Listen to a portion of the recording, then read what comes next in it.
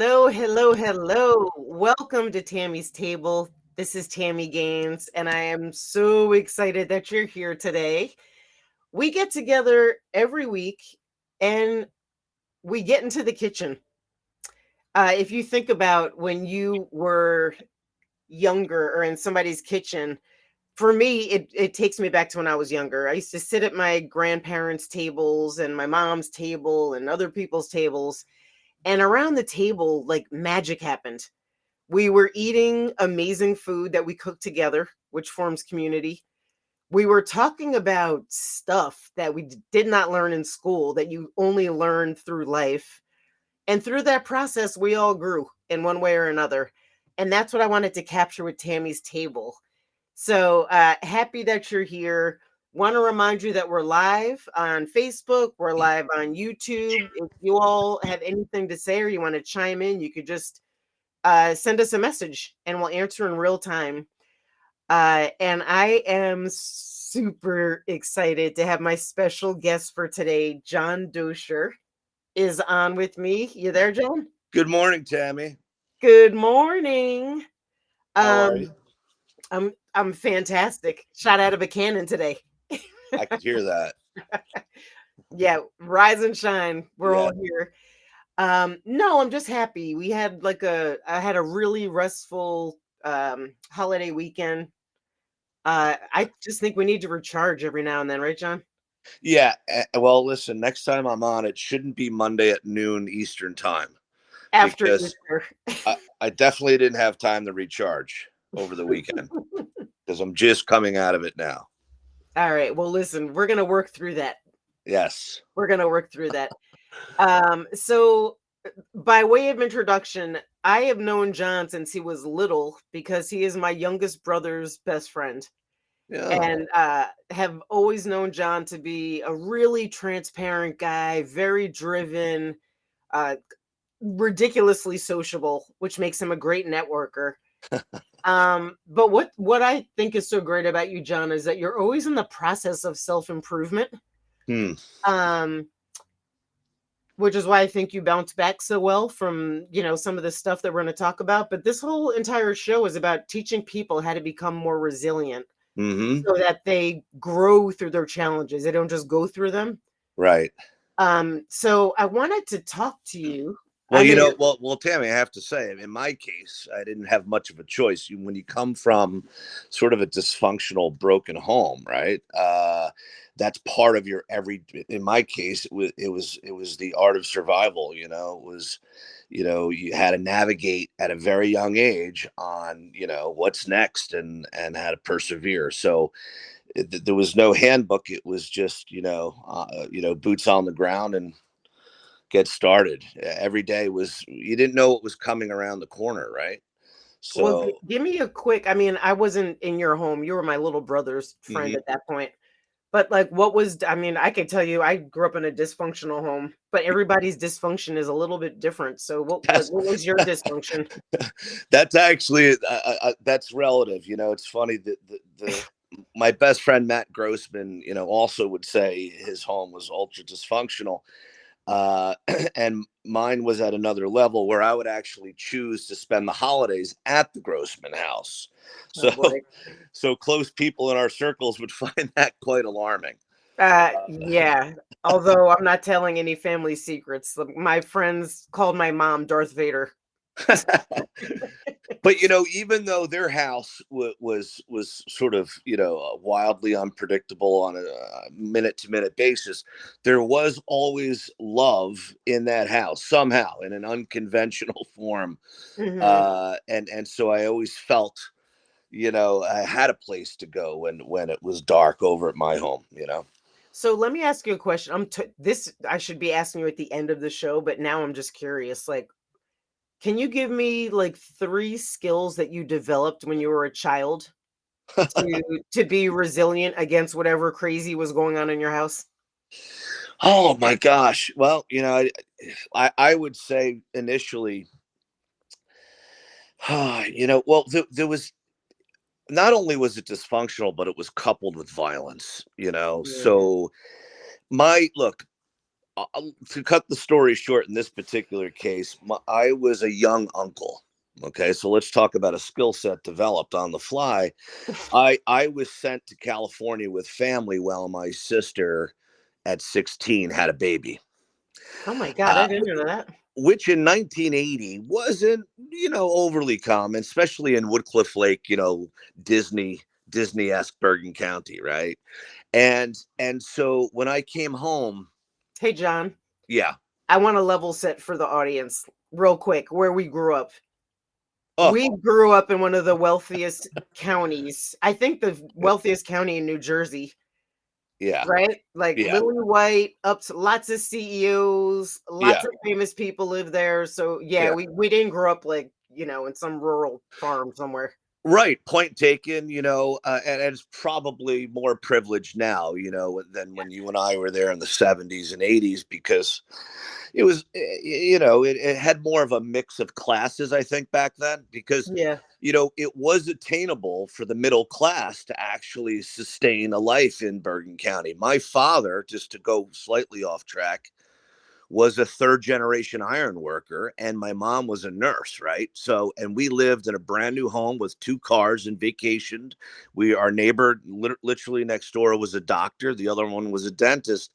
But today an iron worker would be living maybe outside Bergen County in an Hmm. apartment, sharing a Hmm. car, and not vacationing at all, Yeah. probably, right? Yeah. I didn't know that about your parents. That's awesome. All right, so go back. So your sister was 16. More importantly about the dysfunction, John. No, I'm just saying I totally cut you off so people had a So, perspective. so Right. Tammy, look, you're second oldest out of the 4 of you guys, right? Yeah. So let's say, because you're only 2 years younger than my older sister, you probably don't remember, or she was actually 3 years older. You probably don't remember because she wasn't in school because she was home having a baby. Wow. But But she would be imagine my brother's age, my older brother. They were in that the same class. that's correct. That's Yeah. correct. That's correct. And that's why, picture this: if Daryl or Derek, if you do the math, let's say it's more like Derek. And Like he's I, more likely. Is that what you're saying? well, I'm saying in the age gap, if he goes away to sports camp, say Hmm. baseball camp, and he comes home and his room was converted into a nursery. Oh my That's what I had. So, I didn't get the memo. It was just, I come home and my room had a crib in it, literally, right? And a small baby. And so you acclimate to that. You sit down at dinner and say, "Oh wow, it's been an eventful summer," right? Past the macaroni. goodness. Uh, but I have to say, part of one of the films I'm working on is loosely related to that. I'll say this, when you have a small child or a newborn baby in a household that's on the fringe of a divorce, right? So my mother and father were having an upcoming divorce, and you enter in the small child during the holidays. There's certainly things that are fixed in my mind, like going to Paramus Park, New Jersey, getting an ornament engraved and handing it to my sister for my nephew Brendan. So I'm a 9-year-old uncle Mm. hanging an ornament on a Christmas tree, 1980 Merry Christmas, Brendan, Uncle Johnny. Hmm. But by the time the tree came down, he had already been placed for adoption and then brought back home because of the window my sister had. And unfortunately, my mother enabled that, right? So everything was solidified and put together, and it was a catastrophic day for our family. My sister brought the child to the new family that Hmm. had adopted Brendan, Hmm. and my sister's 16 and had a complete meltdown. And by the time my father came home from work and I came back from school the following day, the baby was back in our home. And so that added another dynamic. And ultimately, by the time the tree came down, he was placed again for a second time, right? And so when the tree did come down, I took that ornament off the tree. and it had always been in a sentimental space. And every year I'd put it on the tree, and I ultimately move out, and I kept that ornament and put it on my tree as an adult through life. And 10 years later, my sister calls me and says, "Come down here, Brendan's here." And so Brendan had reached out to my sister, as she did simultaneously with the agency. And unique, in an extremely unique circumstance, there he was. And I grabbed that ornament. Now the child was 18, and hooked up with he and my sister and my other sister, and I handed him that ornament. It was this full circle sort of rosebud moment, and quite a unique situation there. He ultimately did move in with my sister, and she helped him a little bit in his sort of early adult stages. Wow. Yeah. I have a million questions about that. Which we did. So now, yeah, we need to like do this again. But Yeah. um But I have to what was say, the Tammy, one because we were going to talk about today my adversity and the I'm gonna get resiliency I had to have to prepare myself for also getting divorced and being a single father in yeah, the entertainment business. hold on, John. Hold on. But Getting ahead of yourself. I had the internship Wait, right wait, wait. there. Wait. Talk to me about my original question. What's the one skill that you feel like you developed out of that particular experience? Oh, I would have to, it's not, I would say, decompartmentalizing and sort of just, turning the page and capitalizing on the next opportunity in front of me, you know. So I have found, tell me what you think about this. I have found that I have an extraordinary ability to compartmentalize Hmm. everything Right. because, I told you about the twins. Like, when they call you and say, like, you got to get to the hospital, we don't think he's going to make it.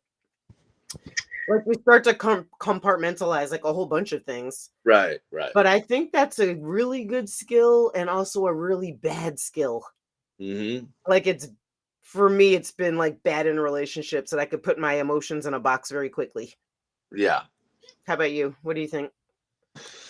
Well, it was sort of, there was a lot of fear and you sort of numb. I was also exposed to violence. When you see that in a young age, and violence in the household, you just sort of, you definitely have to pivot and sort of Mhm. protect yourself in a way, Right. emotionally, and not something not certainly a skill set you're probably born with, It's or like or it's like yeah, survival, like Naked and Afraid. yeah, like the art of survival, as I said earlier. Yeah. You find a way to deal with it, and it was a different time, obviously, back then, and you kind of, today, I probably would have had more structure from an outside influence than just sort of going outside and playing wiffle ball and working through it back then. Yeah. Wow, John. That like I'm just like you talk about violence in the household. I'm like, does getting spanked every day count as violence? I'm not really sure. You know, I have to say, Tammy, and I haven't had enough rest for this little sit down, but I will say, um, there's the verbal abuse could be as debilitating or more so, and more abusive than the physical abuse. We had Yeah, all three. We had the emotional, so did I. the psychological, the verbal, and the physical, which is the hat trick Yeah, plus. I had You I know. had all of that. We had the Stanley Cup. Listen, John, let's get back to it after this quick break. We'll be right back. Breaks are for wimps, Tammy. Come on. Oh, damn.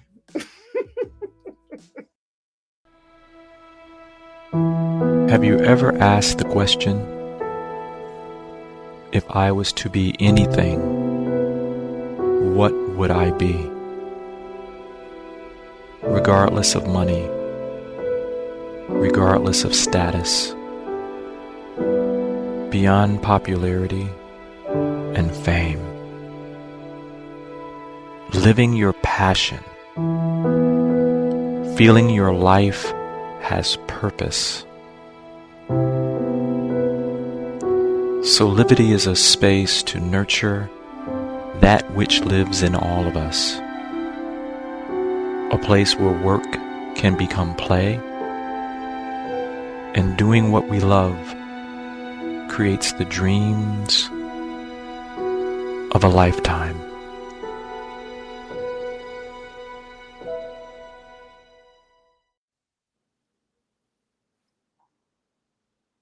Hey, welcome back to Tammy's Table. This is Tami Gaines. I am so excited to be here with my absolutely crazy guest, Jon DOSCHER. The beautiful Tami Gaines, for sure, inside and thank out. you. Jon, we went to break with you saying that breaks are for wimps.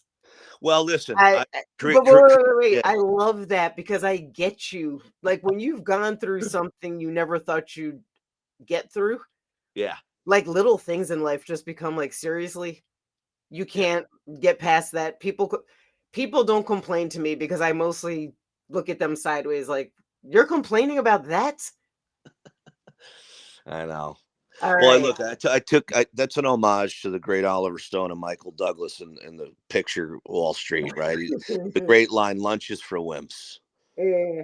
So I did a little improvise there, but come on, Oliver Stone. All I right. got to fit Oliver in on a Monday. You can take Oliver. I'll take him. Yeah. All right. So honestly, Jon, I want to talk to you more about your childhood, and we're gonna be back on together. But I wanted to fast forward to your adult life. Yeah. And I'm wondering. Well, first of all, tell us the short story about how you ended up being a single dad of 3 daughters, which I think is so amazing and fascinating. Well, to my knowledge, it's 1 daughter and 2 sons, but don't rule out Oh, I could have my bad. I'm I so could have sorry. 2 I could have 2 other daughters that could be named later. I may find out after the show is released. Yeah, somebody sent me an email about your paternity test, so I didn't mean to like reveal that on the show. I always had a lot of love to give, and I'm an equal opportunist. So go ahead. You're a single dad, 3 amazing kids. I've had the chance to, meet one of them and spend some time. She's extraordinary. But talk to me Yes. about how did that happen? And do you think it's like some throwback from your childhood somehow? Oh, it's all tied into it. First of all, I never wanted to be married or have children ever. Mm. Well, that I, went sideways. yeah, well, it's the way we're going to get at it. I didn't like kids. Ultimately, my sister Trish did have a child that she kept, and I didn't care for her either. I thought she didn't have a filter. I would go to my sister's house. This is my sister who had the baby. I would go to her house, say on a holiday, and there's my 5-year-old niece. I thought she was a snotty brat. She would drop insults. I said, "Man, I don't like kids." I'm moving off of that. However, I met an interesting woman who consumed me and said, "Look, I'm not playing house anymore after 5 years. The lease is up. We're getting married. We're buying a house, and you're having children." I said, "Yeah, but no." And she gave me an ultimatum, and I wanted to stay with her. So while scuba diving in Grand Cayman, I proposed underwater. Of course, we had cameras there, and I did edit it to music later. So Oh, that's so how sweet. that's how that started. And then once married, I remember you remember Greg Solcher from Pascack Hills, Yeah, I remember him. the great Greg Solcher. I was at his barbecue over the summer, 4th of July, is he and his wife. And there was a child on the front lawn hitting wiffle balls over the hedges. And I was just pitching to him with a cocktail in hand, and I just couldn't get away from him. And I spent most of the party throwing batting practice to, Bam Bam as he was knocking balls over the hedges. And I went home and said, "Let's have a child." Mm. That's how that started. Okay. And then how did it unwind? And then we had Magoo, my first and only daughter. Uh-huh. And Magoo was because, as I mentioned to you before, when she was delivered, her eyes were closed and she was bald and she looked like Mr. Magoo. And now she has her own Magoo.us, which is her sort of emulating Miss Gwyneth Paltrow's sort of goop project, right? So Magoo, like you said, is just She's extraordinary. heightened with talent. Yeah. She's amazing.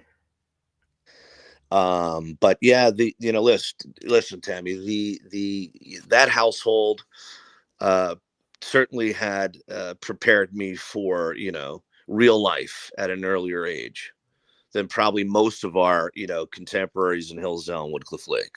Right. Yep. So um and how and did and and you but the part of that I'm interested in all of it, but you told me something that like blew my mind. Like, how did you end up with custody of the kids? Yeah, man. Which is so rare. Like, I'm in New Yeah. Jersey. I got 4 kids. I'm divorced. Right. Like, it's very rare that the dad gets custody. Yeah, well, check it out, Tam. So I have Henry and then Ben, 2 and 3 years later. So they're 5 years apart from Hannah to Ben, with Henry in the middle, and he totally whips out the middle victim child card. That's for another discussion. But one thing that comes to mind when we talk about resiliency is, if you're going to get divorced as a man and a father in Bergen County, don't do it. Here's how it is. It's sexist against men in Bergen County, down Hackensack, New Jersey. As a father, okay, you come out of the gate, you're down 48-0 before kickoff.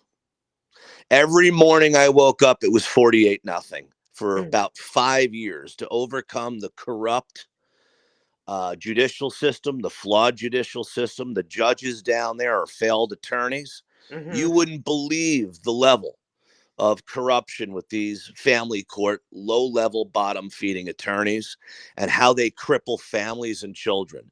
Thank God, Tammy Gaines, that at the time of my divorce, and by the way, you'll believe in God when you hear what I had to go through, okay, and having faith in order to get through it, okay, of some kind, because it was imperative. Mm-hmm. What happens is, down Hackensack, okay, you come in there, and it, regardless of the condition of the mother, okay, she could be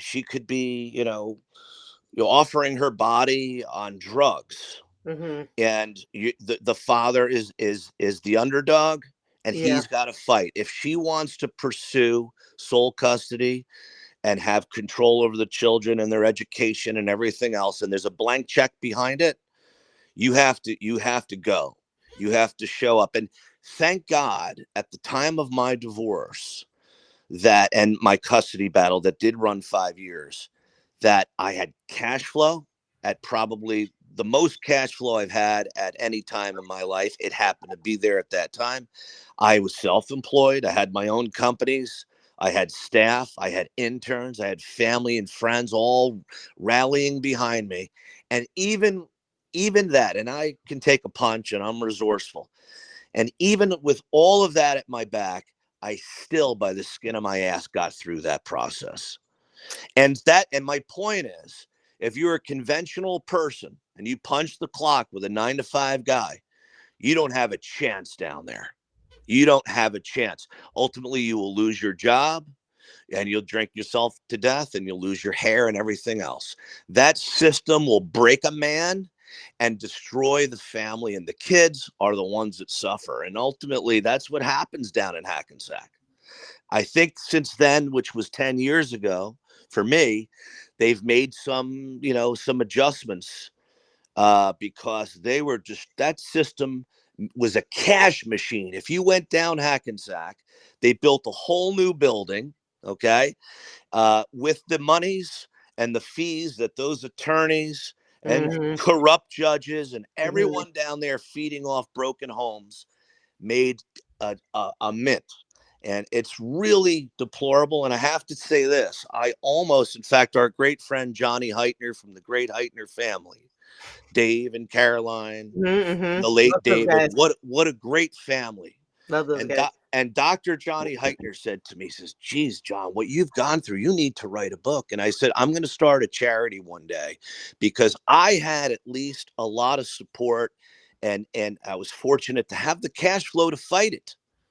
And the fortitude from my upbringing. Want to talk about whatever it is, resiliency, integrity, toughness, resourcefulness, talent, all together. And I still, with a lot, and look, I'm not a religious person, but I certainly believe in a higher power, because it is real.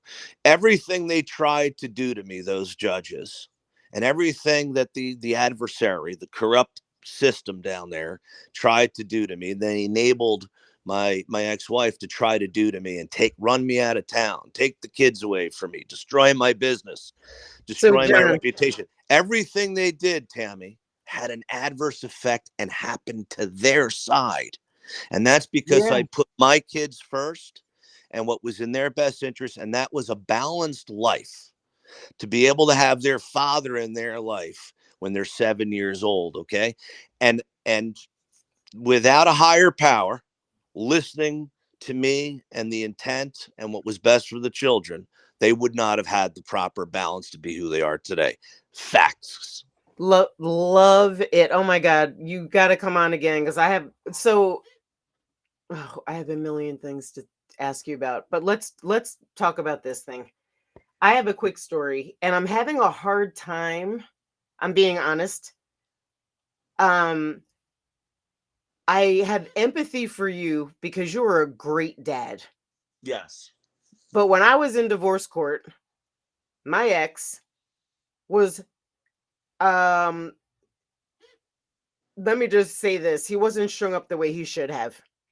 But at one point, I have to interject, because you just brought up a great point. Wait, I have to say one thing. I was gonna tell you a quick story just to Right, go ahead. Okay, here's the quick story, and then we're gonna go break. You ready for this? Go ahead. So we basically got divorced because I became unexpectedly pregnant with twins, and he gave me an ultimatum, and I chose the twins, and that it all went crazy. But at one point, my son Trey was having surgery, and I ended up sleeping. Can you hear me? Yes. Okay. Anyway, I ended up sleeping at the hospital overnight because he was having surgery at 5 o'clock in the morning. So I was in sweatpants and a hoodie. And my lawyer called, and he was like, "Where are you?" I said, "I'm at the hospital." He was like, "You're supposed to be in court." Yeah. So I totally forgot.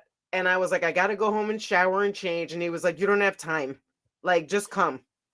Because now the judge is mad that you're late. So I'm going to make this super short. I got to court. I was in sweatpants and a hoodie. I hadn't slept all night. I literally looked a hot mess. And my ex and his lawyer started to present me as a drug addict, as an alcoholic. Look at how she's dressed. Mm-hmm. And it was too much for me to bear. And I literally got taken over. You talk about a higher power. Some voice talked to me in my head, and I said, "You know what, Your Honor? He can have the kids, all 4 of them. I'm done. I'm done with this." And then the judge freaked out. My lawyer freaked out. They were like, "Let's take a break." He was literally painting me in a way that I couldn't possibly imagine. Right. Because the way I looked is because I was in the hospital overnight, where he hadn't been in weeks, to go see the twins. So I generally feel like there are, first of all, we need to talk again about the whole men thing, because you were painted poorly and you didn't deserve it. I was painted poorly and I didn't deserve it. So to what extent do we have to go to get the other one? That's a whole nother conversation. Yeah. And you know what, Tami, the other piece is you and I should have had children. Oh, Jesus.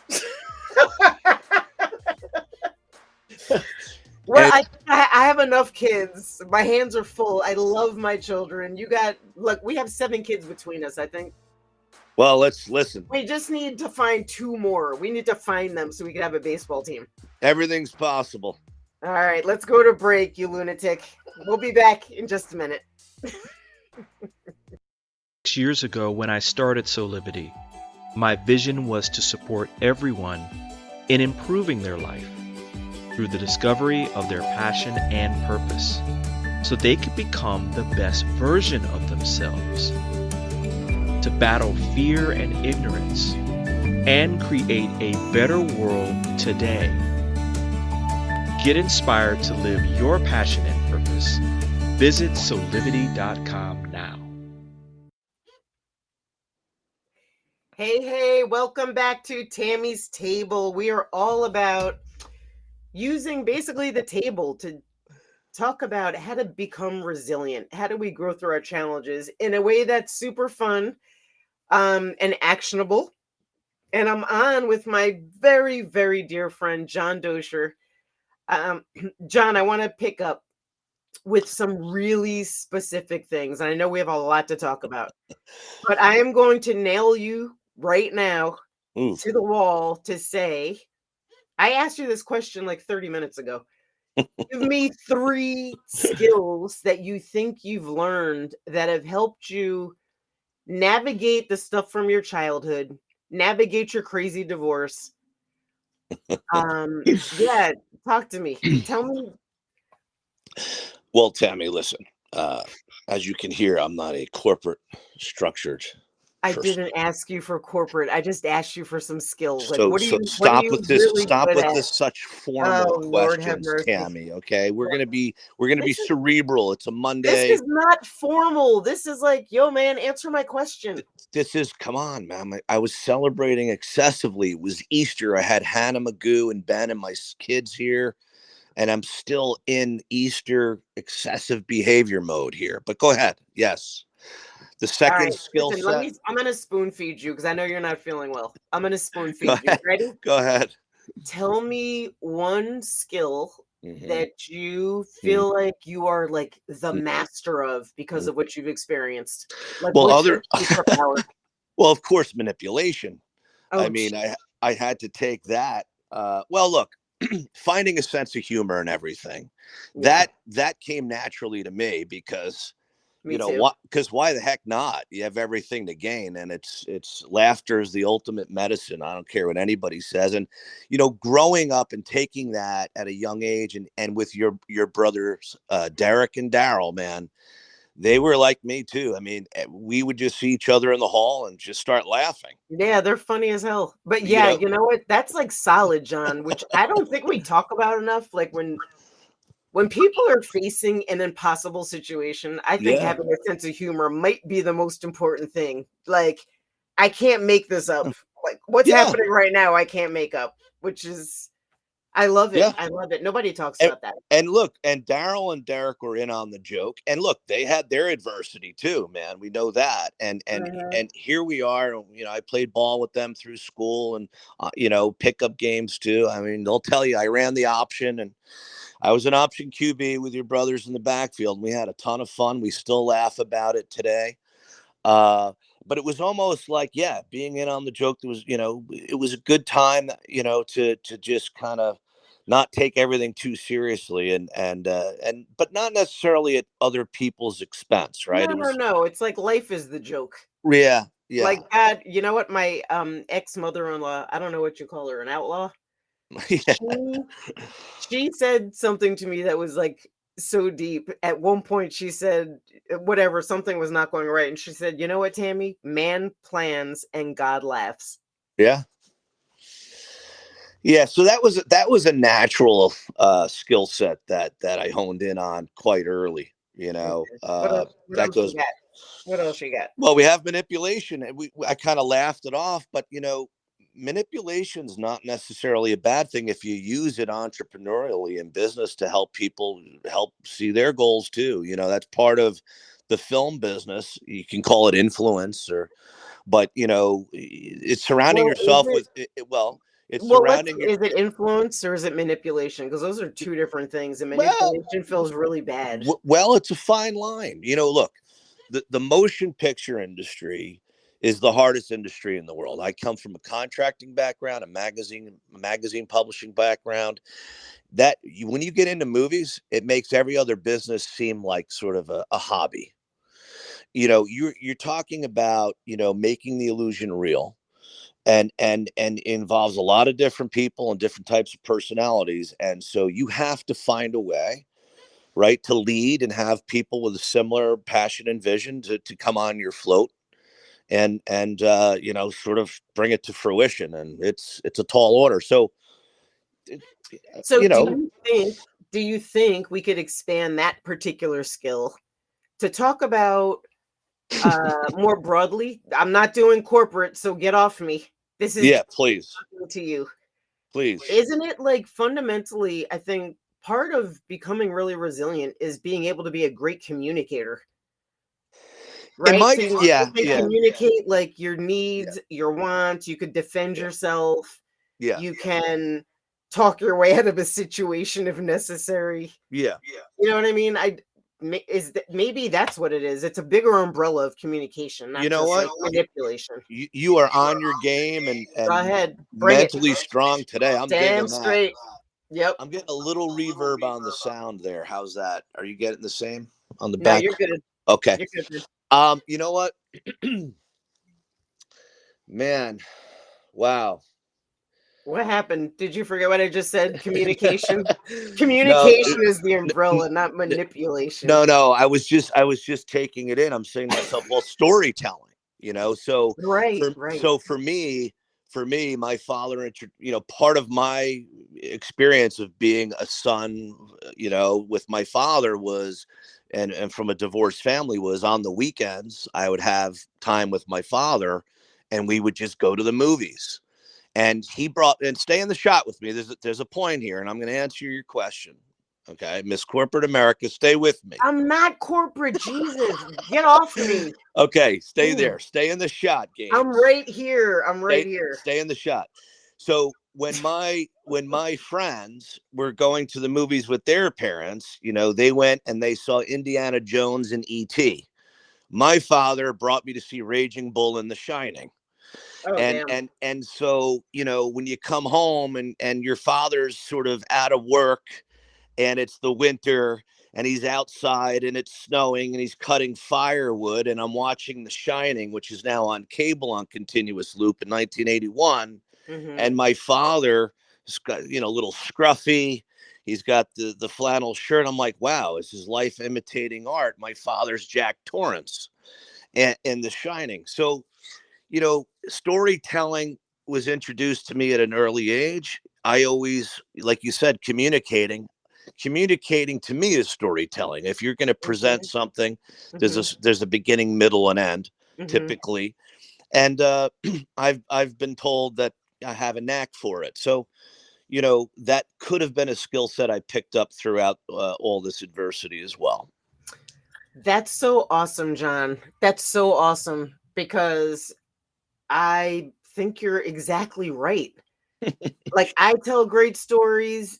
Daryl, like all of my brothers tell amazing stories. Like, besides the fact that we're, African American, which I think storytelling is like in our blood. Right. But that is a lot of how we communicate it, how we were feeling or what we were experiencing was by telling stories. Yeah. So that is a really interesting point. Yeah, well, listen, you want something, I'm going to jam it down your throat, Tammy. Okay? All right. You're so dumb. Okay, so let's talk about, now we're like, we don't have like another 5 hours to listen to your rambling, so try and stay focused. Oh, boy.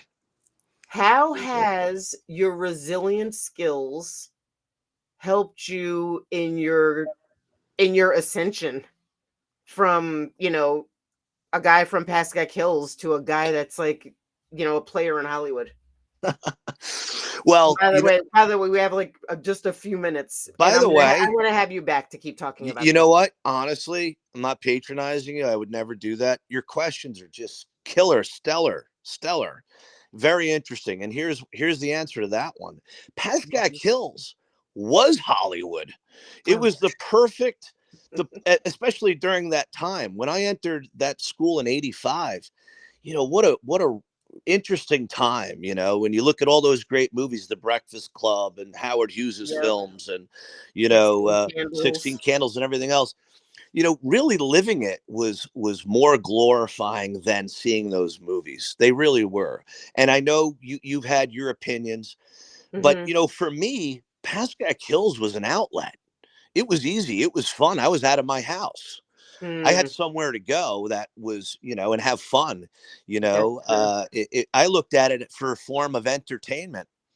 And we had so many talented people, particularly in our class, that I made home movies with Rick Hurwitz and Bruce Redman, and geez, we were in drama class together, and it was who was going to outdo who next. It was sort of like a breeding ground, and it really, humor was at the catalyst of it. It was who's going to outdo the next guy and make everyone hit the floor with something hysterical. And that was Phil Bernardi's drama class, making home movies, just parties.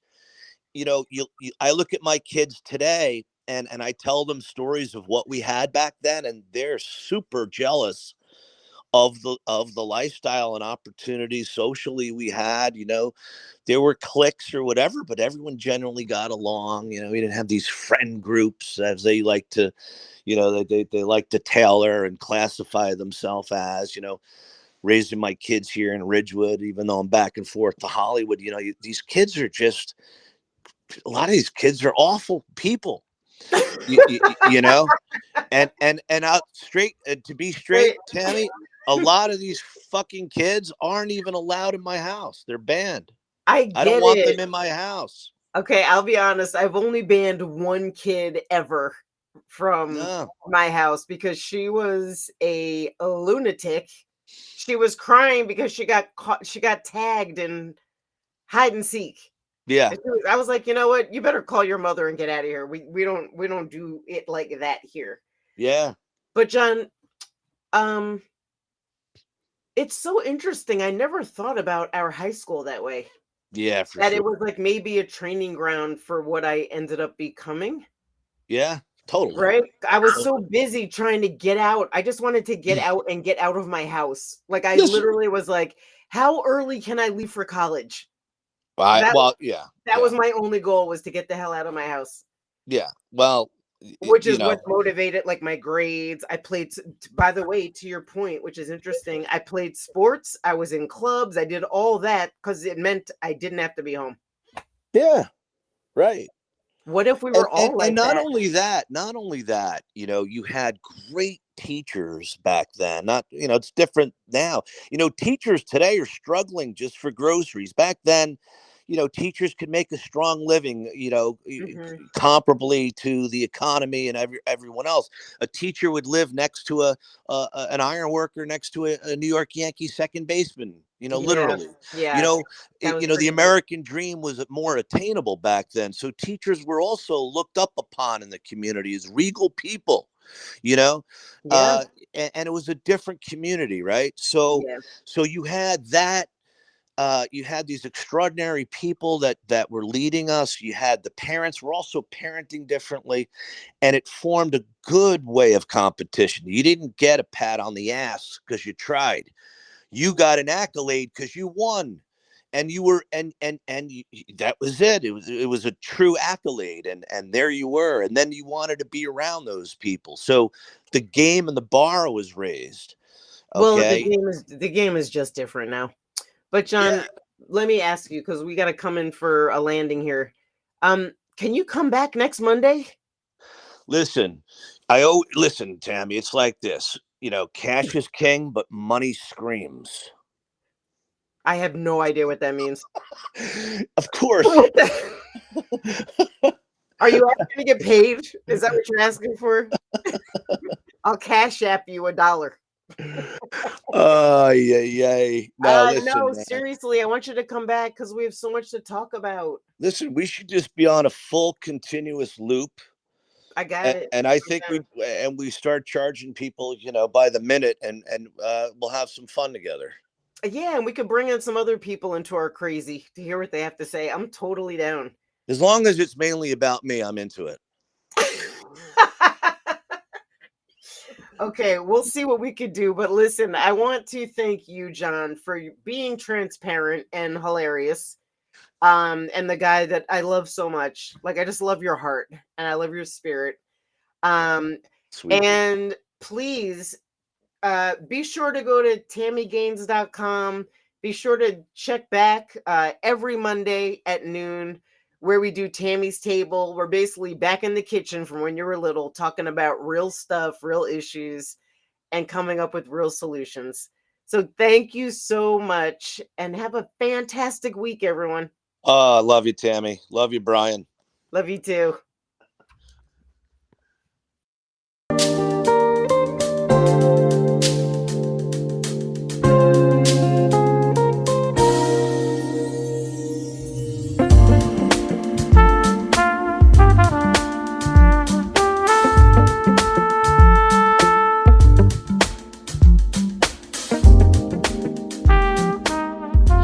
This work is subject to copyright owned by Affinity Global LLC. Any reproduction or republication of all or part of this is expressly prohibited unless Affinity Global LLC has explicitly granted its prior written consent. All other rights reserved.